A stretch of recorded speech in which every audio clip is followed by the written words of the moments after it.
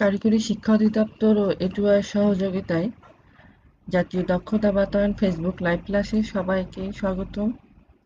যথারীতি live sound check করে আমার ক্লাসটি শুরু করব। একটু কমেন্টস করে সাউন্ড ওকে আছে কিনা জানাবে প্লিজ। ধন্যবাদ। প্রিয় ছাত্রছাত্রীবৃন্দ এবং বাংলাদেশের বিভিন্ন প্রান্ত থেকে অংশগ্রহণ লাইভ ভিউয়ার্সকে সবাইকে আমার আন্তরিক সালাম। আসসালামু আলাইকুম।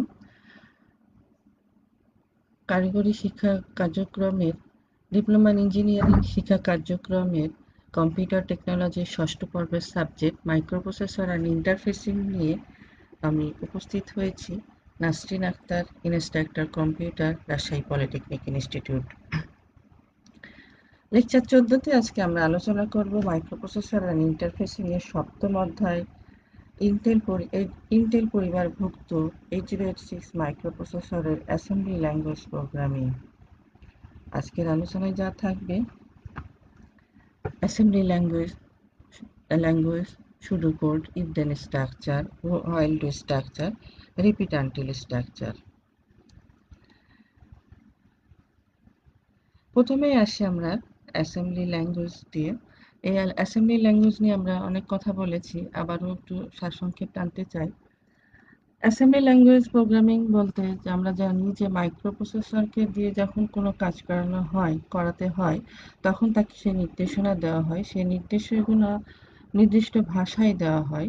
অ্যাকচুয়ালি ডাইরেক্ট বলতে গেলে মাইক্রোপ্রসেসর ভোল্টেজ ছাড়া কিছুই বোঝে না। আমরা সেটা জানি যে ভোল্টেজের কি ভোল্টেজ হাই এবং লো এই কম্বিনেশনে সে মাইক্রোপ্রসেসরকে দিয়ে কাজ করানো হয়। আর এই কম্বিনেশনে যে ভাষা সেটাকে আমরা বলে থাকি মেশিন ল্যাঙ্গুয়েজ। এই যে বাইনারি কোডের কম্বিনেশন, এটি মেশিনের জন্য সহজলভ্য হলেও মানুষের জন্য কিন্তু অতটা সহজ নয়। আর এই অসুবিধা দূরকরণের জন্য মানুষ প্রতিনিয়ত তার চেষ্টা করে থাকে। ঠিক সেই একইভাবে যে এই বাইনারি কোডগুলোকে ছোট ছোট মানুষের বোধগম্য ইংলিশ শব্দ, যেমন যোগের জন্য অ্যাড, বিয়োগের জন্য সাব, এই ছোট ছোট ইংলিশ শব্দগুলোকে কনভার্ট করে নেওয়া হয়। এই ছোট ছোট শব্দগুলোকে আমরা নেমোনিক্স বলে থাকি। আর এই নেমোনিক্স নিয়েই যে ভাষাটি তৈরি হয়েছে সেটাই হচ্ছে অ্যাসেম্বলি ল্যাঙ্গুয়েজ। অর্থাৎ এখন আমরা যেটা বলি যে মাইক্রোপ্রসেসরকে যখন আমি সরাসরি কাজ করব বা কন্ট্রোল ওরিয়েন্টেড যখন আমরা কাজ করব, হতে পারে মাইক্রো কন্ট্রোলার বা মাইক্রোপ্রসেসর, এই ধরনের যখন কাজ করতে হয় তখন সেই কাজগুলোকে সহজে উপস্থাপন করার জন্য বা মাইক্রোপ্রসেসরকে কাজ প্রোগ্রাম করার জন্য আমরা সাধারণত অ্যাসেম্বলি ল্যাঙ্গুয়েজ ব্যবহার করে থাকি। এবং এটা আমাদেরকে হার্ডওয়্যার লেভেলে কাজ করতে গেলে অবশ্যই অ্যাসেম্বলি ল্যাঙ্গুয়েজের স্ট্রাকচার কিভাবে কাজ করছে বা কিভাবে আমরা রেসপন্সগুলো পাচ্ছি, রেজিস্টারগুলো কিভাবে কাজ করছে, এগুলো বোঝার জন্য অবশ্যই অ্যাসেম্বলি ল্যাঙ্গুয়েজটা আমাদের জ্ঞান থাকতেই হবে। তা আমরা আজকে সেই আলোচনায় শুরু করেছি, গত দিনও আলোচনা করেছিলাম।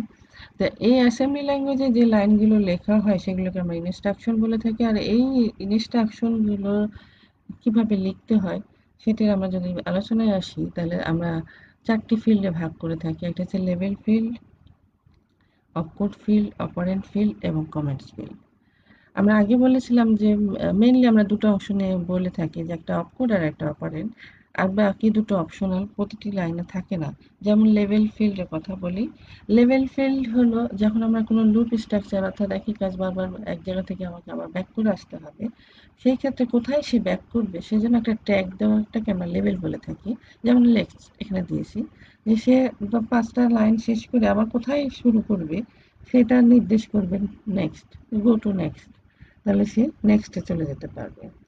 এটা আমাদের যখন আমার লুপ স্ট্রাকচার বা এই ধরনের কোনো স্ট্রাকচার ব্যবহৃত হবে সেক্ষেত্রে আমার লেভেল ট্যাগের দরকার হয়, লেভেল ফিল্ডের দরকার হয়, তাছাড়া দরকার হয় না। অপকোডের কথা আগেও বলেছি যে কি কাজ হবে সরি কি কাজ হবে সেই কাজটি হচ্ছে অপকোড। আর অপারেন্ট হচ্ছে ডাটা, যার উপরে অপারেশনটি সম্পূর্ণ হবে। এবং এই লাইনে কি কাজ হচ্ছে সেটি হচ্ছে কমেন্টস। তাহলে আমরা একটা ইনস্ট্রাকশন কিভাবে লিখতে হয় সেটি বুঝে ফেললাম। এরপরে আসি আমরা স্ট্রাকচার নিয়ে। কম্পিউটার প্রোগ্রামিং ল্যাঙ্গুয়েজ শুধু অ্যাসেম্বলি ল্যাঙ্গুয়েজের ক্ষেত্রেই না, যে কোনো প্রোগ্রামিং ল্যাঙ্গুয়েজ লেখার ক্ষেত্রে তিনটা স্ট্রাকচার ফলো করা হয়ে থাকে। একটা হচ্ছে সিকোয়েন্সিয়াল স্ট্রাকচার, একটা হচ্ছে ব্রাঞ্চিং স্ট্রাকচার, একটা হচ্ছে লুপিং স্ট্রাকচার। এই স্ট্রাকচারগুলো বর্ণনা করার আগে আমরা একটা জিনিস দেখে নেব, সেটা হচ্ছে সুডোকোড। সুডোকোড হলো কোনো সমস্যা সমাধানের সুস্পষ্ট ধাপসমূহকে ইংরেজি বা অন্য কোনো ভাষা বা আমার বোধগম্য ভাষায় সহজভাবে লিখে উক্ত ধাপসমূহকে সুডোকোড বলে থাকে। অর্থাৎ এই যে আমরা স্ট্রাকচারগুলোর কথা বলছি, sequential structure, branching structure, looping structure, এই স্ট্রাকচারগুলোকে ইংলিশ ভাষায় স্টেপ বাই স্টেপ বোঝার জন্য সুডোকোড ব্যবহার করা হয়ে থাকে। এখানে আমরা প্রথমে আলোচনায় নিয়ে আসবো সিকোয়েন্সিয়াল স্ট্রাকচার। সিকোয়েন্সিয়াল স্ট্রাকচার আমরা বলতে পারি যে একটা সহজ বা এর কোনো বাধা থাকবে না, অর্থাৎ কোনো শর্ত এই ধরনের সিকোয়েন্সিয়াল স্ট্রাকচারে থাকবে না। যতগুলো লাইন আছে ততগুলো লাইন পর্যায়ক্রমিকভাবে এক এক করে এক্সিকিউট হয়ে যাবে বা নির্বাহ হয়ে যাবে। অর্থাৎ সিকোয়েন্সিয়াল স্ট্রাকচারে কোনো শর্ত থাকে না, এই স্ট্রাকচারে বিদ্যমান ইনস্ট্রাকশনগুলো ধারাবাহিকভাবে নির্বাহ হয়ে থাকে। অর্থাৎ 5টি ইনস্ট্রাকশন আছে, 5টি লাইন আছে, এক পর্যায়ক্রমিকভাবে 1 2 3 4 5 সে এক্সিকিউট করে যাবে, কোনো ধরনের শর্তের প্রয়োজন হবে না। এখানে আমরা যদি শুরু কোড দেখাই, এটা খুব সিম্পল একটি যে সিকোয়েন্সিয়াল স্ট্রাকচারের শুরু কোড, যে statement 1, then statement 2, up to যতটা আমার আছে স্টেটমেন্ট এন, যেখানে 5টা থাকলে 5টা, 10টা থাকলে 10টা, সে পর্যায়ক্রমিকভাবে এক্সিকিউট করে যাবে। এর পরের স্ট্রাকচারটা আমরা দেখি, ব্রাঞ্চিং প্রোগ্রামিং স্ট্রাকচার। ব্রাঞ্চিং বলতে আমরা শাখা প্রশাখা বুঝে থাকি, যে শাখা প্রশাখা বুঝে থাকি, অর্থাৎ যে আমার এটা সহজভাবে যদি আমরা বলে থাকি যে চৌরাস্তার মোড় বলি বা তিন মাথা বলে থাকি, চৌরাস্তার মোড়ে যে দাঁড়ালে আমাদের সামনে মিনিমাম 4টি রাস্তা ওপেন থাকে। মানে 4টি রাস্তাতে তো একই সঙ্গে যাওয়া সম্ভব নয়, কিন্তু আমার গন্তব্য যেই রাস্তাটা দিয়ে গেলে সহজ হবে, সংক্ষিপ্ত হবে, সেটি আমি 4টি থেকে সিলেকশন করে নেব। ঠিক সেই জিনিসটি হলো ব্রাঞ্চিং ব্রাঞ্চিং প্রোগ্রামিং স্ট্রাকচার। অর্থাৎ যখন আমার একাধিক রাস্তা রয়েছে কোনো সমস্যার সমাধানের জন্য, সেইটা কোন রাস্তাটি, একাধিক রাস্তা থেকে একটি রাস্তা বেছে নেওয়ার পদ্ধতিই আমরা বলছি ব্রাঞ্চিং প্রোগ্রামিং স্ট্রাকচার। এই ব্রাঞ্চিং প্রোগ্রামিং স্ট্রাকচার অ্যাসেম্বলি ল্যাঙ্গুয়েজে আমরা ইফ দেন এলস স্ট্রাকচারে ব্যবহার করে থাকি। এই ইফ দেন এলস স্ট্রাকচার যদি আমরা ফ্লো চার্টের মাধ্যমে বলতে চাই, আমরা জানি যে প্রোগ্রাম পরিকল্পনার জন্য মেনলি 4টি ধাপ আমরা বলি, আরো আনুষঙ্গিক ধাপ রয়েছে। একটা হচ্ছে সমস্যা চিহ্নিতকরণ, একটা হচ্ছে অ্যালগরিদম তৈরি করা, ফ্লো চার্ট তৈরি করা এবং কোডিং করা। ফ্লো চার্ট ছিল কি, কতগুলো নির্দিষ্ট সিম্বলের মাধ্যমে, কতগুলো নির্দিষ্ট চিহ্নের মাধ্যমে বা সিম্বলের মাধ্যমে স্টেটমেন্টগুলোকে বা সমস্যার সমাধানকে চিত্রায়িত করা বা উপস্থাপন করাকে আমরা ফ্লোচার্ট বলে থাকি। ধাপ বাই ধাপ কিভাবে চিত্রের মাধ্যমে উপস্থাপন হবে, সেটা হচ্ছে ফ্লোচার্ট। তাহলে এই ব্রাঞ্চিং স্টেটমেন্টে যদি আমরা ফ্লোচার্টটা দেখতে চাই, যে আমরা যে এখানে অ্যাম্বুশ আকারের যে সিম্বলটা দেখতেছি, এটাকে আমরা বলি ডিসিশন সিম্বল। এই ডিসিশন সিম্বলের মাধ্যমে সিদ্ধান্ত হয় যে একটা শর্ত যখন থাকে বা একটা কন্ডিশন যখন থাকে, তখন তার দুটো অবস্থান থাকে, যে কন্ডিশনটি সত্যি না মিথ্যা। যদি কন্ডিশন সত্যি হয়, ইয়েস হয়, তাহলে এক ধরনের কাজ হবে, আর যদি কন্ডিশন মিথ্যা হয় তাহলে আরেকটা রাস্তা দিয়ে আরেক ধরনের কাজ হবে। তাহলে এইখানে যাওয়ার দুটি শাখার সৃষ্টি হলো, এই জন্য এই ধরনের স্ট্রাকচারকে আমরা ব্রাঞ্চিং স্ট্রাকচার বলে থাকি বা ইফ দেন এলস স্ট্রাকচার বলে থাকি। এটা যদি আমরা শুরু করে দেখে থাকি, যে ইফ দেন এলস এর স্ট্রাকচার, তাহলে কি আছে, if condition then statement 1, else statement 2। আমরা একটু আগে আলোচনা করলাম যে কন্ডিশনটা দুটো অবস্থান থাকে, একটা হচ্ছে সত্য আর একটা হচ্ছে মিথ্যা। কন্ডিশনটা সত্যি হতে পারে বা মিথ্যা হতে পারে। যদি কন্ডিশন সত্যি হয় তাহলে স্টেটমেন্ট 1 কাজ করবে, আর যদি কন্ডিশন মিথ্যা হয় তাহলে স্টেটমেন্ট 1 কাজ না করে স্টেটমেন্ট 2 কাজ করবে। এখানে আমরা যদি উদাহরণ দিয়ে শুরু করতে বোঝাতে চাই, যে if room temperature less than set point then turn off fan, else turn off fan. অর্থাৎ টেম্পারেচারটা যদি সেট পয়েন্ট, মানে ধরে নিই যদি সেট পয়েন্টের মান 20 থাকে, তাহলে 20-এর নিচে যদি থাকে তাহলে আমার কি হবে, সত্যি, তাহলে আমার টার্ন অফ হয়ে যাবে, ফ্যানটা বন্ধ হয়ে যাবে। আর যদি 20-এর উপরে থাকে তাহলে কন্ডিশনটি মিথ্যা, তাহলে ফ্যানটি অন থাকবে। এরপরে স্ট্রাকচার আমরা দেখি, লুপিং স্ট্রাকচার। আমরা এই দুটি যেটা দেখলাম সিকোয়েন্সিয়াল বা ব্রাঞ্চিং, এগুলোতে একবারই কাজ সম্পন্ন হয়ে থাকে, কিন্তু আমার অনেক সময় দেখা যায় যে একই কাজ বারবার করার প্রয়োজন হয়, পুনরাবৃত্তি করার প্রয়োজন হয়। সেই ক্ষেত্রে আমরা সেই স্ট্রাকচারগুলোকে লুপিং স্ট্রাকচার বলে থাকি। এটাকে হোয়াইল ডু স্ট্রাকচারও বলে থাকি অ্যাসেম্বলি ল্যাঙ্গুয়েজে। এটার ফ্লোচার্টটা যদি আমরা দেখি তাহলে এখানে কি দেখতে পাচ্ছি যে কন্ডিশনাল সিম্বল, এইখানে আমার যদি কন্ডিশনটি সত্যি হয় তাহলে কি হবে, সে কাজ করবে। কন্ডিশন সত্যি থাকা অবস্থায় সে কাজটি করতেই থাকবে। যতক্ষণ না কন্ডিশন মিথ্যা হয় ততক্ষণ সে কাজটি করবে। আর কন্ডিশনটা যখন মিথ্যা হয়ে যাচ্ছে, নো হয়ে যাবে, তখন সে ওইখান থেকে বেরিয়ে আরেকটি কাজ করবে। তাহলে সুডো কোড দিয়ে দেখি যে হোয়াইল কন্ডিশন ডু স্টেটমেন্ট, অর্থাৎ কন্ডিশনটা সত্যি থাকা পর্যন্ত স্টেটমেন্টটা হতেই থাকবে। যখন কন্ডিশনটা মিথ্যা হবে স্টেটমেন্ট বাদ দিয়ে সে পরবর্তী লাইনে যাবে। আমরা আরেকটি লুপিং স্ট্রাকচার দেখব।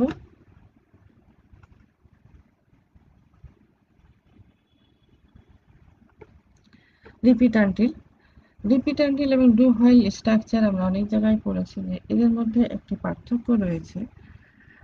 ডু হোয়াইলে আগে কন্ডিশন চেক করব, তারপরে আমি কাজটি সম্পূর্ণ করব। আর রিপিট আনটিলে আমরা যদি স্ট্রাকচারটা দেখি যে repeat statement until condition, pseudo কোডে কি দেখছি, repeat statements are until condition, অর্থাৎ আগে কাজটি সম্পূর্ণ হবে, তারপরে সে শর্তটি দেখবে যে সত্যি না মিথ্যা। যদি সত্যি হয় তাহলে সে আবার কাজটি করবে, আর নইলে বেরিয়ে যাবে। তাহলে এই ক্ষেত্রে আমরা যদি ফ্লো চার্টটার দিকে তাকাই, যে আগে আমার কোনো শর্ত ছাড়াই আগে কাজটি সম্পূর্ণ হয়েছে স্টেটমেন্টস, তারপরে আমি ডিসিশন দেখছি যে সত্যি হয়েছে না মিথ্যা হয়েছে। যদি সত্যি হয় তাহলে আমরা কি হবে, চলতেই থাকবে, আর যদি না হয় তাহলে আমরা কাজটা আবার চালু করব। এরপরে আমরা যদি প্রোগ্রাম দিয়ে একটু আলোচনা করতে চাই, আজকে তোমাদের একটু প্র্যাকটিক্যাল দেখাতে চাই যে সিকোয়েন্সিয়াল স্ট্রাকচার প্রোগ্রাম আমরা দেখেছি যে দুটি সংখ্যা যদি যোগ করতে চাই, এখানে আমার কোনো শর্তের প্রয়োজন নাই বা কোনো বাধার সৃষ্টি নাই বা পুনরাবৃত্তি করারও প্রয়োজন নাই। তাহলে দুটি সংখ্যা যোগ দিয়ে আমরা সিকোয়েন্সিয়াল একটা প্রোগ্রামের স্ট্রাকচার দেখাতে চাইছি। যে আমরা জানি যে মাইক্রোপ্রসেসরে কাজ করাতে গেলে মেনলি তার ডাটাগুলোকে তার রেজিস্টারে রাখা প্রয়োজন হয়, কারণ এলইউ যে প্রসেসিং কাজটি সম্পূর্ণ করবে সে কিন্তু রেজিস্টার কাছ থেকে ডাটাটি সংগ্রহ করে থাকবে। তাহলে আমরা যদি 8 বিটের দুটি ডাটা যোগ করতে চাই, সেই ক্ষেত্রে আমার ডাটাগুলোকে অবশ্যই আগে আমার রেজিস্টারে রাখতে হয়। রেজিস্টার থেকে আমি যোগের কমান্ডটি দিতে পারবো। তাহলে এখানে 8 বিটের ডাটা, আমরা যে 2 বিটের হেক্সা ভ্যালু 2 বিটের, তাহলে আমরা এখানে কি করলাম যে মুভ বিএল, 04H, অর্থাৎ 04টাকে বিএল রেজিস্টারের কন্টেন্টে স্থানান্তর করলাম। একইভাবে মুভ সিএল, 02, অর্থাৎ 02টি সিএল এ স্থানান্তর করলাম। দুটি রেজিস্টার দুটি ডাটা স্থানান্তর করার পরে আমরা কমান্ড দিলাম অ্যাড এএল, বিএল, অর্থাৎ এএল এবং বিএল যোগফল হয়ে যোগ স্থানান্তরিত হবে। এই বিষয়টি মাথায় রাখতে হবে। আমরা আগেও বলেছি যে অ্যাডের পরে কি থাকে, ডেস্টিনেশন, আর ডেস্টিনেশনের পরে থাকে সোর্স, অর্থাৎ সিএল সোর্স আর বিএল হচ্ছে ডেস্টিনেশন। তাহলে বিএল এবং সিএল যোগ হয়ে যোগফলটি অবশ্যই বিএল এ থাকবে। একইভাবে আমরা যদি 16 বিটের ডাটা নিয়ে দেখতে চাই, সেই ক্ষেত্রে আমরা বিএলসিএল ব্যবহার করতে পারবো না, বিএক্স বা সিএক্স ব্যবহার করব। কারণ 16 বিট, এটা 8 বিটের জন্য ডিজাইন করা বিএলসিএল, আর 16 বিটের জন্য ডিজাইন করা হয়েছে বিএক্স, সিএক্স, এএক্স, ডিএক্স। তাহলে 16 বিটের ডাটা, তাহলে 4 বিটের হেক্স ভ্যালু। তাহলে মুভ বিএক্স, 004H, এটি একটা বিএক্স এর 4 বিট স্থানান্তর হলো। একইভাবে সিএক্স এ 4 বিট স্থানান্তর হলো। অ্যাট বিএক্স, সিএক্স, তাহলে সিএক্স ভ্যালু এক্স বিএক্স এর সাথে যোগ হয়ে বিএক্স এর ফলাফলটি স্থানান্তরিত হলো। এখন আমরা যদি এটা প্র্যাকটিক্যালি একটু দেখাতে চাই তোমাদেরকে,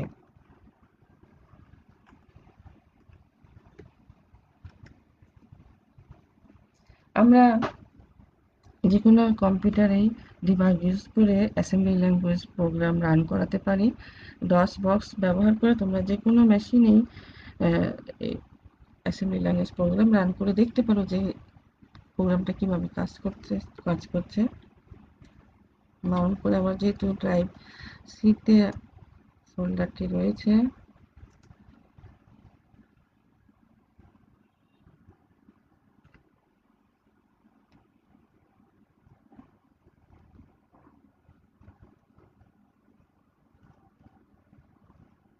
সি ড্রাইভে যাওয়ার পরে আমি ডিবাগটি রান করব।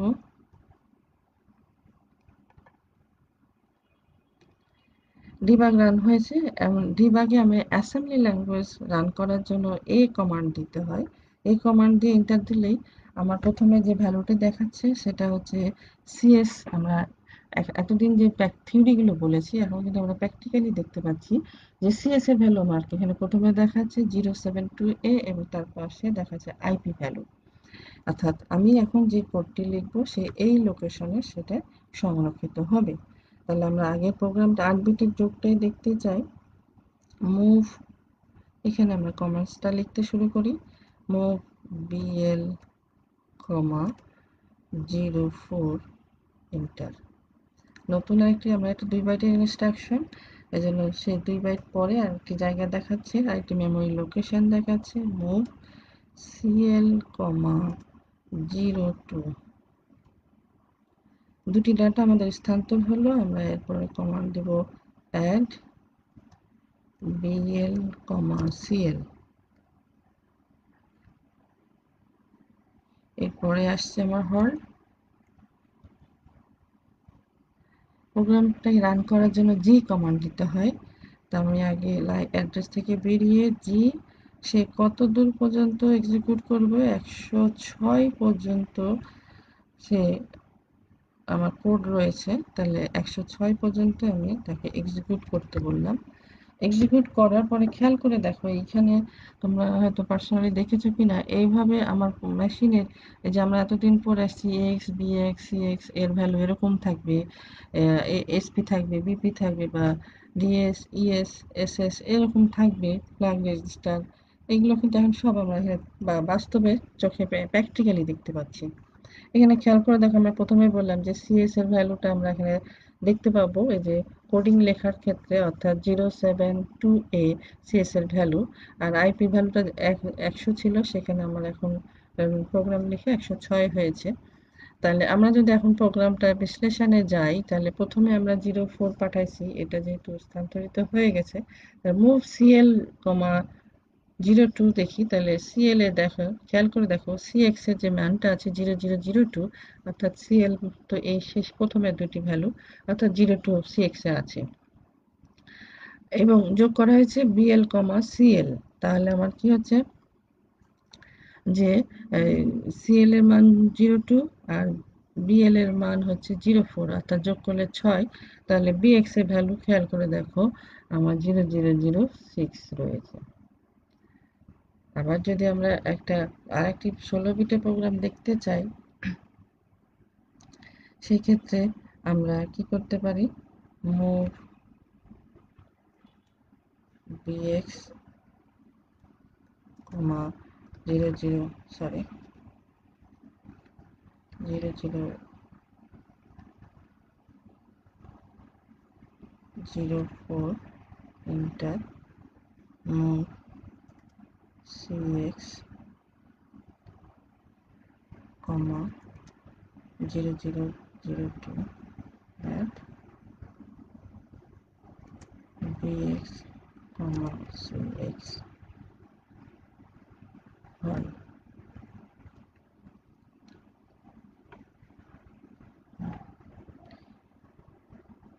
এইভাবে আমরা প্রোগ্রাম লিখে কাজগুলো করতে পারি। আমরা তোমাদের প্র্যাকটিক্যালটাও এভাবেই বাসায় বসেই তোমাদের যে প্র্যাকটিক্যালগুলো রয়েছে এইভাবে কাজগুলো সব দেখতে পারবে। আমরা এবার আমাদের পূর্বের লেকচারে চলে যাই।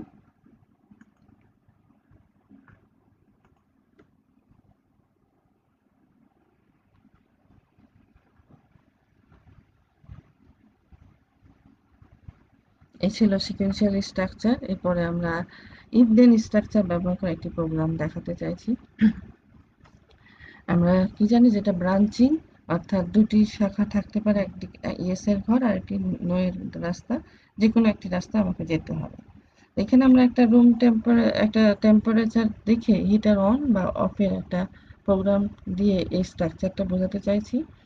এখন আমাদের একটু বোঝার বিষয় আছে যে হিটারটি অবশ্যই বাইরে, এবং হিটারটি অবশ্যই টেম্পারেচার সেন্সরের মাধ্যম দিয়ে মাইক্রোপ্রসেসরের পোর্টে লাগানো রয়েছে। অ্যান্ড পোর্টের জন্য আমরা কি ব্যবহার করে থাকি, পোর্ট থেকে লেখা এবং পড়ার জন্য দুটি কমান্ড থাকে, একটা হচ্ছে ইন এবং একটি আউট। তাহলে অবশ্যই পোর্ট থেকে আমার যে টেম্পারেচারটা, হিটারের টেম্পারেচারটা নিতে হবে।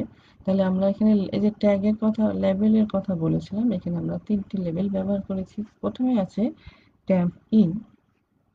এই ট্যাম্প ইন এর ক্ষেত্রে আমরা কি করলাম, প্রথমে in L comma F F F 8, অর্থাৎ এই পোর্ট অ্যাড্রেস থেকে আমি টেম্পারেচারটা সেন্স করে বা রিড করে এএল রেজিস্টারে স্থানান্তর করলাম, অর্থাৎ টেম্পারেচারটা পড়ে আমার কম্পিউটারে নিলাম।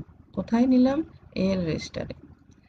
এরপরে আমি যেটা আমার শর্তটা ছিল যে 100 ডিগ্রির নিচে থাকলে হিটারটি অন থাকবে, আর 100 ডিগ্রির ওপরে চলে গেলে হিটারটি অফ হয়ে যাবে।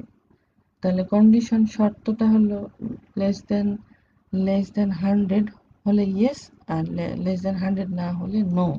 তাহলে ইয়েস এর ঘরে গেলে আমার কি হবে, হিটারটি অন থাকবে, আর নো এর ঘরে গেলে হিটারটি অফ থাকবে। তাহলে আমরা এই প্রোগ্রামটা যদি একটু ব্যাখ্যা করি, তাহলে তোমাদের এই স্ট্রাকচারটা খুবই সহজেই বুঝতে পারবে।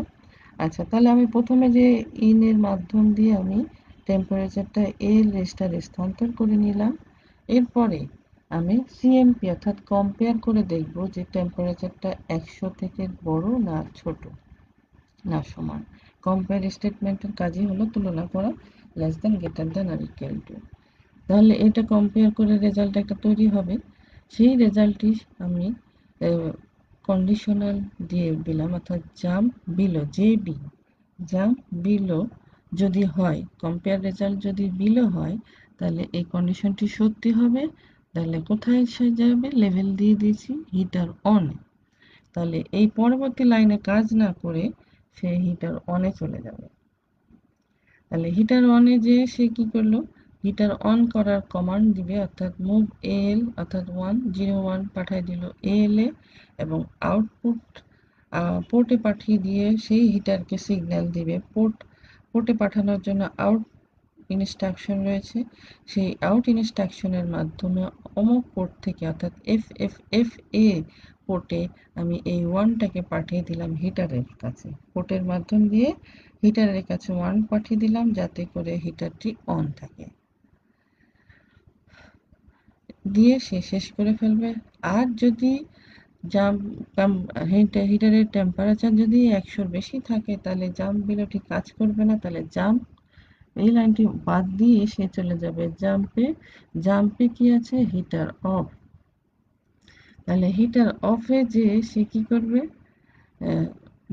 বন্ধ করার কমেন্ট দিবে, অর্থাৎ মুভ এল 00 আউট এফ এফ এইচ পোর্টে পাঠিয়ে দিল জিরোটিকে, দিয়ে হিটারটি অফ হয়ে গেল, আমার প্রোগ্রামটি শেষ হয়ে গেল। তাহলে ইফ দেন এলস স্ট্রাকচারটি আমরা বুঝতে পারছি যে যদি 100 ডিগ্রি কন্ডিশনটা হলো 100 ডিগ্রি টেম্পারেচারের নিচে হয়, তাহলে হিটার অন থাকবে, আর যদি ওপরে হয় তাহলে হিটার অফ থাকবে। তাহলে জাম্প বিলো যদি হয়, তাহলে কন্ডিশনটি সত্যি, তাহলে হিটার অন কাজ করছে। একইভাবে আমার যদি জাম্প বিলো না হয়, তাহলে জাম্পে যে হিটার অফ হয়ে যাচ্ছে। এরপরে আসি আমরা while do structure. While do স্ট্রাকচারে আমাদের আগে বললাম যে এটা লুপিং স্ট্রাকচার, অর্থাৎ একই কাজের পুনরাবৃত্তি হবে। ইফ দেন এলসে আমি আগের প্রোগ্রামটি দিয়েই দেখানোর চেষ্টা করছি, যাতে করে তোমাদের প্রোগ্রামটি আর নতুন করে বুঝতে না হয়। এটাও একটি হিটারের প্রোগ্রাম, কিন্তু আগের প্রোগ্রামটি একবার বন্ধ বা অন বা অফ হতো, একবারই কাজটি হতো, কিন্তু এটি কন্টিনিউ চলতে থাকবে, হয় বন্ধ হবে নালে চলবে, চলতেই থাকবে। কতক্ষণ চলবে সেটা কন্ডিশনের উপরে নির্ভর করে। একই কন্ডিশন আমরা দিয়েছি যে 100 ডিগ্রির নিচে যদি থাকে তাহলে হিটারটি অন চলমান থাকবে, আর যদি 100 ডিগ্রির নিচে থাকে উপরে থাকে তাহলে হিটারটি অফ হয়ে যাবে। তাহলে এখন আমরা দেখি একইভাবে ট্যাম্পিনের মাধ্যমে আমরা কি করলাম, টেম্পারেচারটা সেন্স করে পোর্ট থেকে এল স্থানান্তর করলাম, কম্পেয়ার করছি, কম্পেয়ার করে কি করলাম, এল এর যে ভ্যালুটা আছে তার সাথে 100-এর সাথে কম্পেয়ার করলাম, কম্পেয়ার করে কন্ডিশন দিলাম জাম্প বিলো যদি হয়, অর্থাৎ কম্পেয়ার ভ্যালুটা যদি এল এর ভ্যালুটা যদি 100 নিচে হয় তাহলে অবশ্যই হিটার অনে যাব। হিটার অনে যে যথাক্রমে আমি হিটার অন রাখার কমান্ড দিলাম, মুভ এল, 001 আউট FFAH, এল। তারপরে আমি সেটাকে কি করলাম, জাম্প ট্যাম্প ইন, যেহেতু কন্ডিশন সত্যি সেটা আমি কাজটি করতেই থাকবো। তাহলে আমি জাম্প ট্যাম্প ইন মানে আবার শুরুতে চলে গেলাম, এই শুরুতে যে আবার কি করলাম, ইন এল, FFF8, আবার টেম্পারেচার সেন্স করলাম, আবার কম্পেয়ার করলাম। এবারও যদি আমার কন্ডিশন সত্যি থাকে তাহলে আবার হিটার অন হয়ে আবার সে এইভাবেই চলতে থাকবে যতক্ষণ না টেম্পারেচার 100-র উপরে যাবে। তাহলে এটা কি লুপিং চলতেই থাকছে, আগেরটা কিন্তু একবার এক্সিকিউশন হয়েছে, এটা কিন্তু একাধিকবার হতে থাকবে যতক্ষণ না 100 ডিগ্রি টেম্পারেচার উপরে যাবে। কম্পেয়ার করে যখন আমার 100 ডিগ্রি টেম্পারেচার হয়ে যাবে, বেশি হবে, তখন এই লাইনটি কাজ করবে না, জাম্পে আসবে, জাম্প এসে আমি কি পেলাম, হিটার অফ, হিটার অফে যে আমি এই লাইনের মাধ্যম দিয়ে প্রোগ্রাম শেষ করে দেব।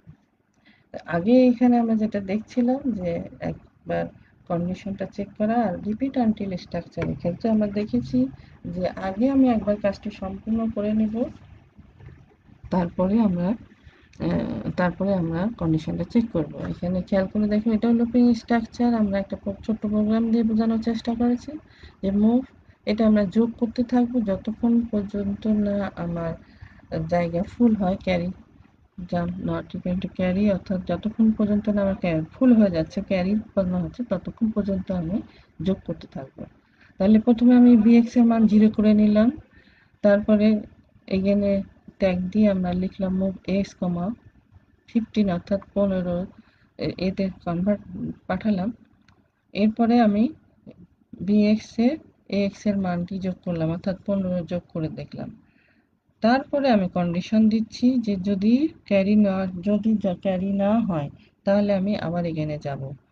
তাহলে এখানে যে আবার আমি 15 নিয়ে আবার 20 সাথে যোগ করলাম, তারপর চেক করলাম যে ক্যারি তৈরি হয়েছে কিনা। যদি ক্যারি তৈরি হয় তাহলে আর jump not equal to carry এটা কাজ করবে না, যে হল্ট শেষ হয়ে যাবে। তাহলে হোয়াইল ডু আর রিপিট আনটিল স্ট্রাকচার দুটি লুপিং স্ট্রাকচার, কিন্তু পার্থক্যটা আমরা বুঝতে পারলাম যে হোয়াইল ডুতে আমার কি রয়েছে, আগে কন্ডিশনটা চেক করে সত্যি হলে কন্টিনিউ করবে আর মিথ্যা হলে বেরিয়ে যাবে। আর রিপিট আনটিলে আগেই কাজটি একবার সম্পূর্ণ হবে, তারপরে কন্ডিশনটা যদি মিথ্যা হয় তাহলে বেরিয়ে যাবে, আর না হলে সে কন্টিনিউ করবে। তাহলে আশা করি তোমাদের এই ক্লাসটি তোমাদের ব্যবহারিক প্লাস মাইক্রোপ্রসেসরের ব্যবহারিক কনসেপ্টটি ক্লিয়ার করতে অনেক সাহায্য করবে। তোমরা বাড়িতে বসে থেকেই এই প্রোগ্রামগুলো টেস্ট করে করে দেখতে পারো যে কোন রেজিস্টারে কি, বিশেষ করে রেজিস্টারগুলোর পরিবর্তনগুলো যদি ঠান্ডা মাথায় বা আস্তে আস্তে দেখো তাহলে মাইক্রোপ্রসেসরের কাজের হার্ডওয়্যার ওরিয়েন্টেড কাজগুলো তোমাদের আরও সহজ হবে। মাইক্রোপ্রসেসরের এই অ্যাসেম্বলি ল্যাঙ্গুয়েজ বোঝা মানে তোমার অনেক, বিশেষ করে কন্ট্রোল ওরিয়েন্টেড, অর্থাৎ এখন যে অটোমেশন, সেই অটোমেশন বুঝতে তোমাদের অনেক অনেক উপকার হবে। কারণ অটোমেশনের যুগে মাইক্রোপ্রসেসর বলো বা মাইক্রো কন্ট্রোলার বলো, এগুলোই বেশি মাইক্রো কন্ট্রোলার মাস্ট ব্যবহৃত হয়। এই মাইক্রো কন্ট্রোলারকেও যদি আমরা বুঝতে চাই তাহলে অবশ্যই মাইক্রোপ্রসেসর আমাদের বুঝতে হবে। আগামী এই ছিল আমাদের আজকের ক্লাস। তোমাদের আজকের ক্লাসে যদি কোনো প্রশ্ন থাকে, কোয়েরি থাকে, অবশ্যই কমেন্টসের মাধ্যমে জানাবে এবং আমি উত্তর দেওয়ার চেষ্টা করব। যথারীতি এই লাইভ ক্লাসটি তোমরা যেখানে দেখে থাকো www.facebook.com/skills.gov.bd, আর এগুলোকে আমরা যদি আবার সিরিয়ালি একসাথে দেখতে চাও www.skills.gov.bd/, টিটিতে গেলে এই ভিডিওগুলো দেখতে পাবে। আজকের ক্লাস আমরা এখানেই শেষ করছি। আবার আগামী ক্লাসে নতুন কিছু নিয়ে উপস্থিত হব। তোমরা অবশ্যই এই প্র্যাকটিক্যালগুলো বা এই প্রোগ্রামগুলো বাসায় চেষ্টা করবে। সবাইকে ধন্যবাদ বলে আমি আজকের ক্লাস শেষ করব।